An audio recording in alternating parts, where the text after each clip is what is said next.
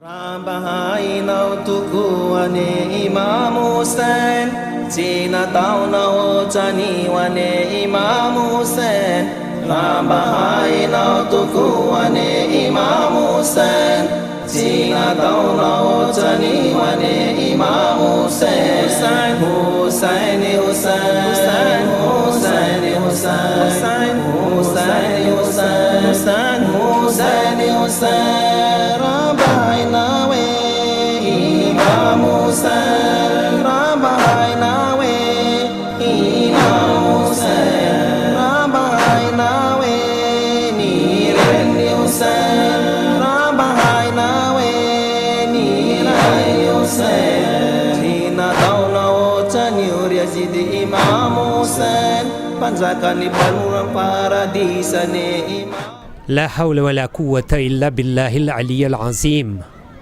أعوذ بالله من الشيطان اللعين الرجيم بسم الله الرحمن الرحيم وبه نستعين وخير من الناصرين اللهم عجل لوليك الفرج الحمد لله رب العالمين ખુદાના લાખ લાખ શુક્ર છે કે આજે અમોને અહીં તનરીફ ખાતે આવવાનું નસીબ થયું છે એટલા માટે કે અહીંયા જે ઇલ્મ ચેલેન્જનો પ્રોગ્રામ રાખવામાં આવેલો છે એની અંદર આપણા બચ્ચાઓ મદ્રેસાના હુસેની મદ્રેસા દેવલા રોહિણીઓના બચ્ચાઓ સફળતા મેળવેલ છે ત્યાં સિલેક્શને થયા છે ક્વોલિફાય થયા છે એટલે એ લોકો અહીં આવ્યા છે અને હું એ લોકોની સાથે મદ્રેસાના એક સર્વિટર ડિરેક્ટર de મદ્રેસા તરીકે અહીં હાજર થયો છું હવે અહીંયા મારા પછવાડે તમે દેખો છો અલ મુર્તઝા કોમ્પ્લેક્સ જેની અંદર અત્યારે આપણે હાજર છે આજે 13મી રજબ 1439 1439ની નો વર્ષ છે અને ખાસ ઇમામ અલી અલૈહિસ્સલામની વિલાદતનો દિવસ છે અને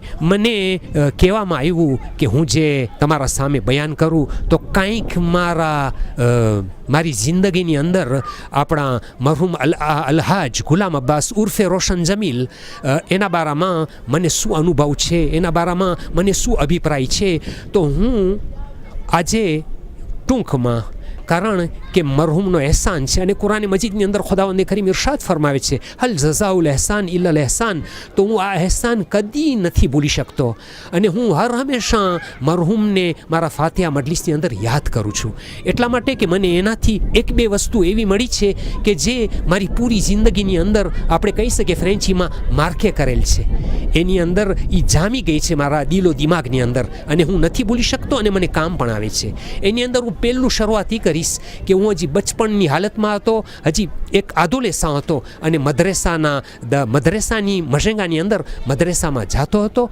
અને હું હર વખત જોતો હતો કે મરહૂમ અમારી મુલાકાતે આવતા હતા અમને પ્રોત્સાહન આપતા હતા અમને મોટિવે કરતા હતા એટલે હદ તક કે જ્યારે ઇમ્તિહાનનો વખત આવતો તો મરહૂમ પોતે ખાસ એક્ઝામ તૈયાર કરીને અમારા સામે પેશ કરતા અને અમને કહેતા કે તમે આગળ વધો અને અમારા માટે કોઈ ઇનામ કે કોઈ ગિફ્ટ દેવાનો સમય આવતો તો અમને લોકોને પોતે જમાતના વચમાં આ ઇમ્તિહાનના નતીજામાં અમને ગિફ્ટ અને કંઈ યાદગીરીના તौर પર અમને કદો આપણે કહીએ કે તોહફાઓ મને પેશ કરતા હતા આ મારી જિંદગીની અંદર જે માર્કે થઈ ગયું એની અંદર પોઈન્ટ એસેન્શિયલી છે કે અલ્હમ્દુલિલ્લાહ આજે હું જો મદ્રેસાનું કામ કરતો હોય તો હું કહી શકું કે આની અંદર મરહૂમનો કાંઈક હિસ્સો છે અને મને યાદ છે મરહૂમની બાયોગ્રાફીની અંદર મરહૂમે જ્યારે લરેણીઓ આવ્યા હતા તો ખાસ કીધું હતું કે મારા એલેવની અંદર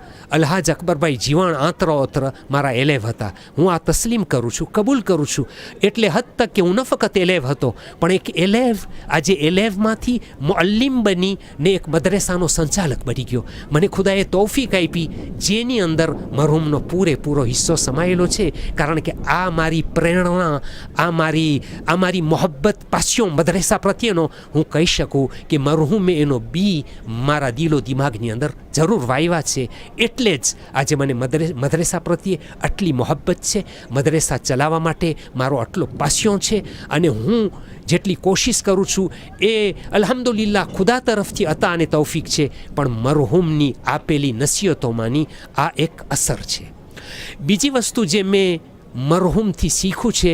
હું અવારનવાર નાનો હતો તો હું જોતો હતો કે મરહૂમ કોમની ખિદમત બહુ કરતા હતા. મરહૂમ કોમના એક પ્રેમી હતા, એક સેવાભાવી ખિદમત ગુજાર. ખાસ મરહૂમ કોમથી એટલી મોહબ્બત રાખતા કે રાત અને દિવસ મરહૂમ તનતોડ મહેનત કરતા હતા કે આપણી કોમ કેમ આગળ વધે. આ જ્યારે હું જોતો હતો મારી જવાનીની અંદર, તો આજે મને એમ થાય છે કે આમાં પણ મરહૂમે પોતાનો હિસ્સો મને આપ્યો છે અમુક. કારણ કે જે કોમ પ્રત્યેની ખિદમતનો મને પણ જે મને પાસ્યો જાગ્યો, કારણ કે હું પણ આ એમોમાંધોને જ્યારે મદ્રેસાના કામ સંભાળું તો સાથે સાથ અમુક ખિદમતો કોમની કરતો હતો. અને આજે પણ ખુદા જો મને મોકો આપી દે તો હું લરેન્યોની અંદર ક્યાંક મારી સલાહ સૂચનાથી કે મારાથી થઈ શકે એવા કામોની અંદર હું મરહૂમ જેમ મને સમજાવી ગયા, જેમ મને દેખાડી ગયા, જેમ મારા ઉપર એક પ્રભાવ નાખી ગયા આ બારામાં, એ આજે મને કામ આવે છે. અને જે કોમનો મને આજે અલ્હમ્દુલિલ્લાહ થોડો ઘણો પ્રેમ છે, થોડી ઘણી ખિદમત છે, થોડી ઘણી કુરબાની છે, એ કાંઈ નથી. પણ બસ મને એમ થાય છે કે ના, મરહૂમ તરફથી મને આ એક ફિક્ર, આ એક મને નેમત મળી છે કે જે ખુદાએ મને વધારી દીધી, પણ મરહૂમે આ કામની અંદર મને મારા મદદરૂપ બન્યા છે અને જેને હું કદી ભૂલી નથી શકતો. આ સિવાય મરહૂમનો ખુશ મિજાજ પણ હું નથી ભૂલી શકતો.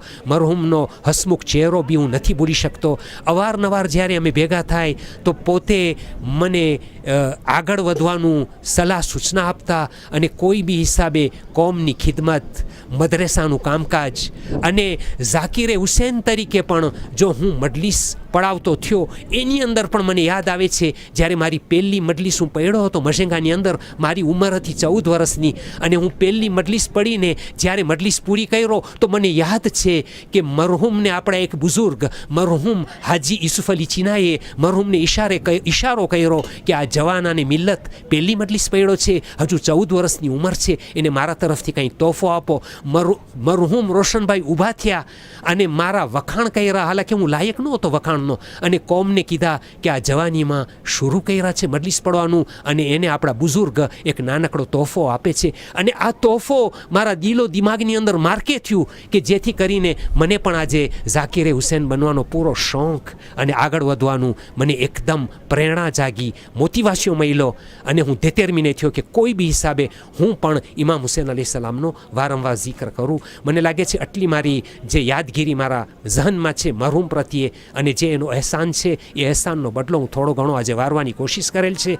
ઇન્શાઅલ્લાહ આનાથી બીજા લોકો પણ કાંઈ ને કાંઈ મરહૂમ પ્રત્યેના વિચારો, મરહૂમ પ્રત્યેની એની જિંદગી ઉપર, એની બાયોગ્રાફી ઉપર ઇન્શાઅલ્લાહ મરહૂમના આ બધી એનું જે જીવનતંત્ર છે એની ઉપર ઇન્શાઅલ્લાહ બીજાઓ બાખબર થશે, બીજાઓ વાકેફ થશે. અને આ મારી ઉમ્મીદ છે તાકે મરહૂમને પછી દુઆઓમાં યાદ કરે, દુઆએ મગફિરતમાં યાદ કરે અને પોતાના ફાતિહા અને મજલિસમાં બી યાદ કરે.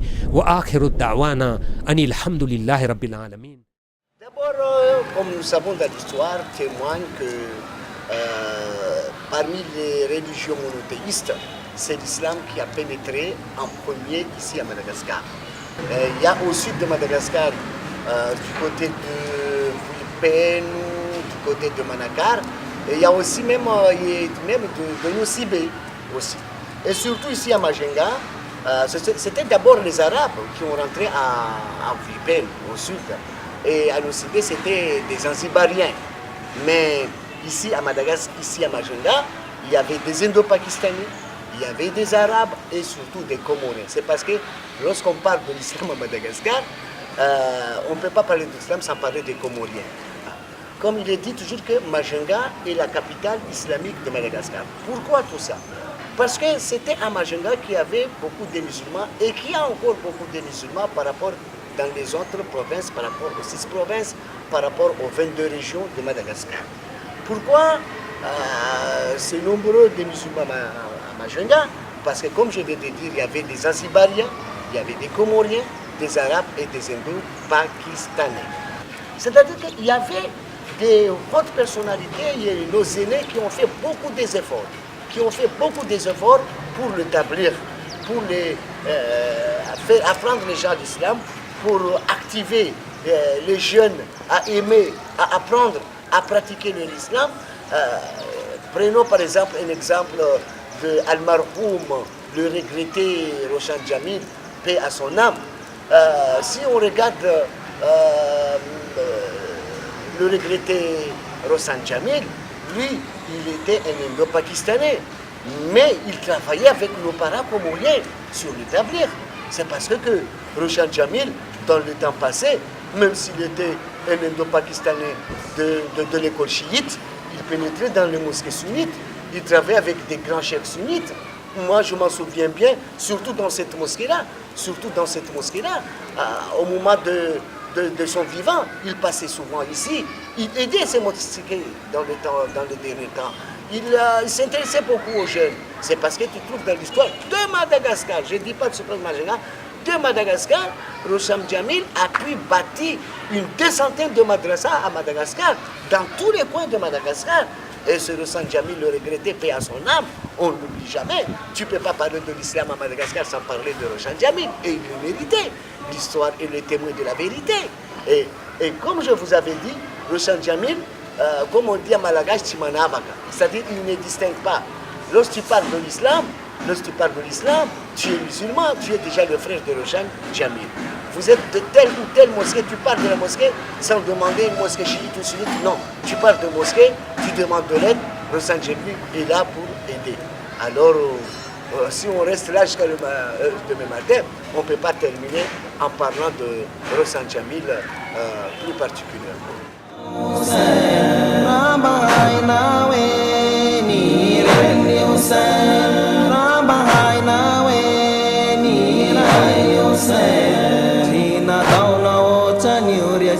Imam Hussein panjakan ni balurang paradisa ni Imam Hussein sana ka babini paminanya ni Renni Hussein mandibi ni paminani ઇન્શાલ્લાહ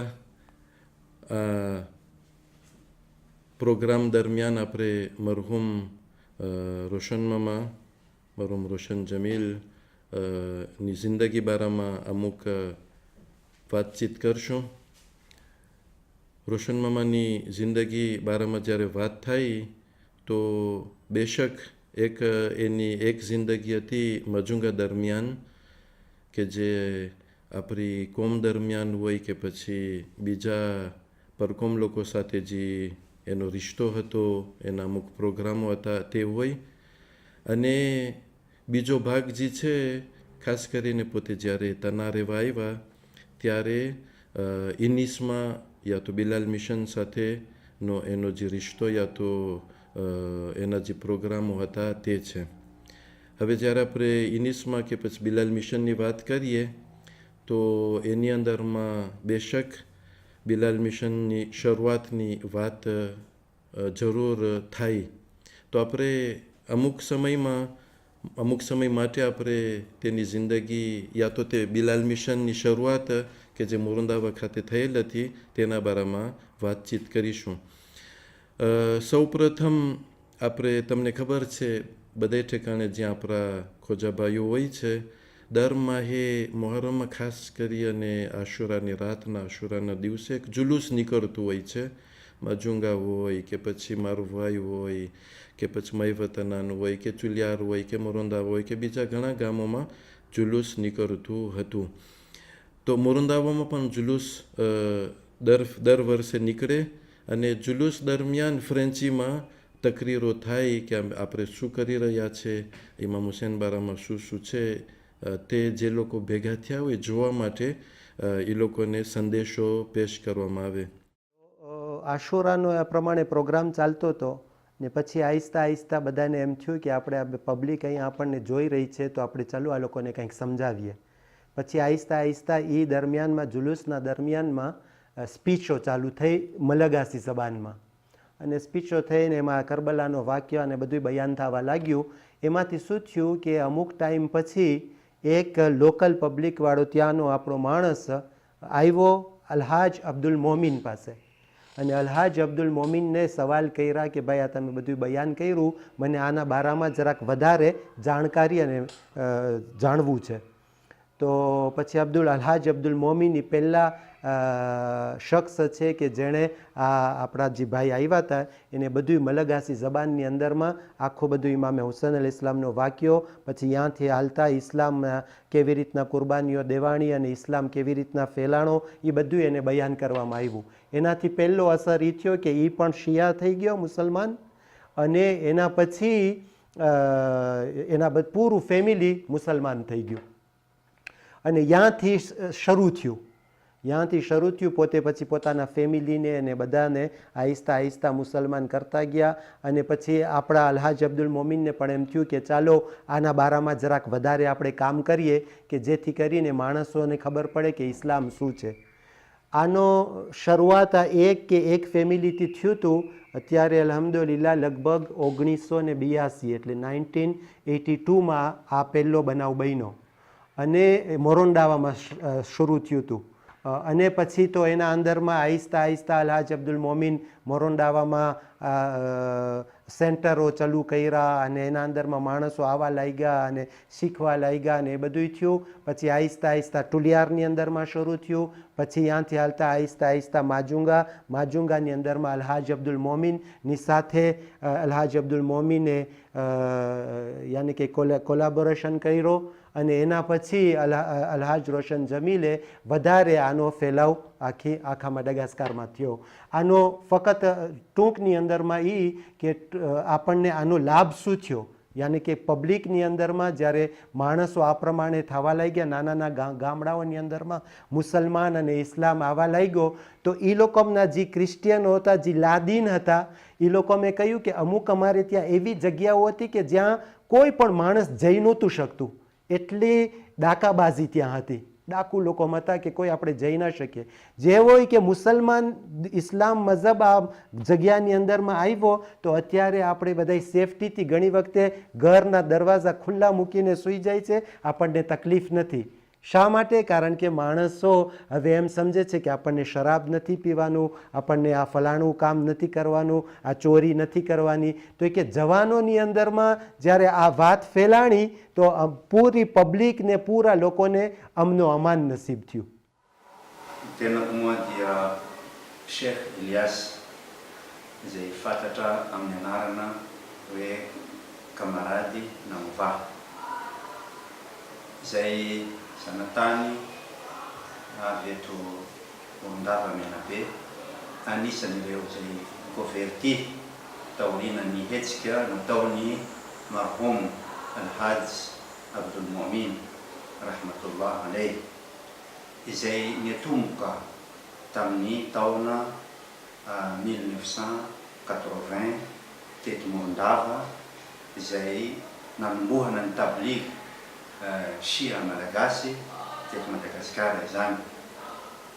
Io tabligh io rehefa nataon'ny marhum Haj Abdul Momin dia fianakaviana telo no niatombohan'ny tantara, ary ireo fianakaviana ireo anisan'ny mbola harana tamin'izany dia Sheikh Ahmad Zistain, ary faharoa marhum Ali Reza, ary fahatelo dia Al-Akh Taqi.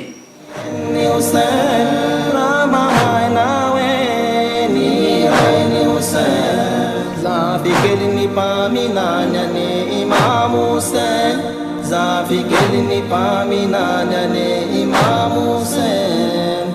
Nabi, Nabi, Nabi, Nabi, Nabi, Nabi, Nabi, Nabi, Hussein, Hussein, Hussein, Hussein, Hussein, Hussein, Hussein, Hussein, Hussein, Hussein, Hussein, Hussein, Hussein, Hussein, Hussein, Khadija Kubra Nureini Baini Hussein, Khadija Kubra Nureini Baini Hussein, Khadija Kubura, Khadija Kubura, Khadija Kubura, Hussein, Hussein, Hussein, Hussein, Hussein, Hussein, Hussein, Hussein, Hussein, Hussein, Hussein, Fatima Zahra Nuranni Hussein, Fatima Zahra Nuranni Hussein, Fatima Zahra